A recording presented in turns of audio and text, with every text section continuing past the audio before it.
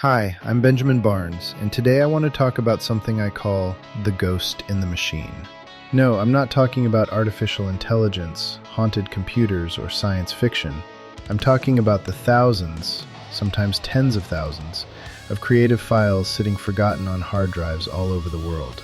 If you're a musician, you probably have unreleased recordings, alternate takes, demos, MIDI files, backing tracks, sheet music, live recordings, or isolated stems. If you're an artist, maybe it's unfinished paintings, sketches, reference photos, digital illustrations, or design files. Writers have abandoned manuscripts, blog posts, outlines, journals, and essays. Filmmakers have unused footage, B-roll, interviews, sound effects, and photographs. Every one of those files represents work you've already invested time, talent, and experience creating. Yet, for most creatives, they generate exactly $0. That's a tragedy.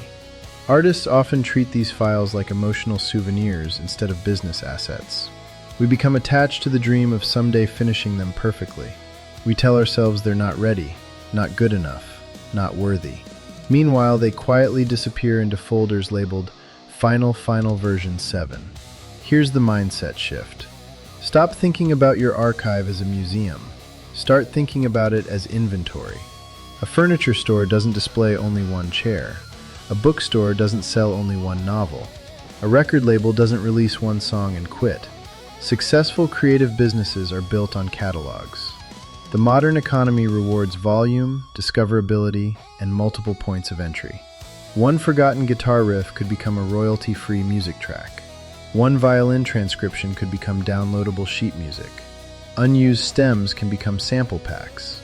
Practice recordings become educational courses. Sketches become coloring books. Photographs become stock images. Unused interviews become podcasts. Old blog posts become newsletters. Long videos become dozens of YouTube shorts, Instagram reels, TikToks, and LinkedIn posts. One project becomes 20 products. That's Vault Arbitrage. You're not creating new work from scratch. You're extracting additional value from work you've already done. Think about what that means. The hours have already been invested. The learning has already happened. The production costs have already been paid. You're simply activating dormant intellectual property. This is especially important in the age of AI. Many creatives fear artificial intelligence because they believe they must constantly create faster than the machines. I disagree. Your competitive advantage isn't endless production. It's your lived experience, your artistic voice, your personal catalog. No AI can replicate decades of your performances, your sketches, your photographs, your teaching materials, your stories, or your creative journey. That archive is uniquely yours. Instead of chasing one blockbuster masterpiece, build an ecosystem. Let hundreds of micro-assets work together. Some products may only earn $5 a month. Others 50, some 500. Together they create diversified income streams that continue working while you're teaching, performing, sleeping, or creating your next project. That's the difference between being paid only when you work and building assets that continue generating value. So here's your challenge.